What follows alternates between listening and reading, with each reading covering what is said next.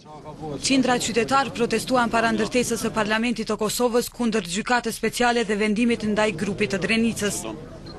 Gjatë kohës që zhvilloi seanca për gjykatën speciale, përfaqësues të organizatave të dala nga lufta, si organizator të protestës, e vlerësuan atë si tendencë për barazimin e luftës së UÇK-s me autorët e krimeve në Kosovë. Sipas kryetarit të shoqatës së veteranëve të luftës së UÇK-s, Smajl Elezi, dënimi pak ditë më parë i grupit të Drenicës tregon qartë se sa e dëmshme është për Kosovën një gjykatë e tillë. Dënimi i fundit në gjyqin themelor të Mitrovicës tregoi se s'kemi të bëjmë as pak me një përpjekje juridike për të vendosur sundimin e ligjit, por për të realizuar politika të caktuara kompromisesh jo parimore në kurriz të luftës së qëllimtare, duke dënuar bartësit e merituar të kësaj historie.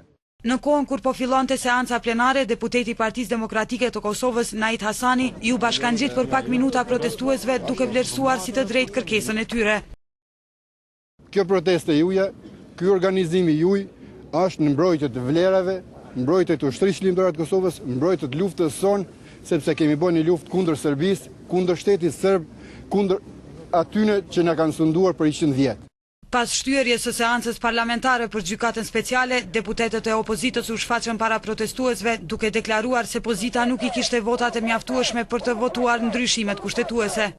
Deklarimi i kryetarit të grupit parlamentar të PDK-s se nuk e kanë materialin e nevojshëm, në fakt tregon që ata votat e deputetëve dhe vetë deputetët i konsiderojnë si material.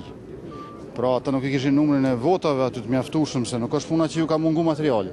Ti kishin pas votat, e kishin votue, po me që nuk i kanë votat, po kanë kërkuar hapësirë për me i shantazhuar dhe më të tjerë deputetët. Me të marrë lajmin e shtyerjes së seancës, protestuesit u shpërndan. Për Top Channel, Dije Morina, Prishtinë.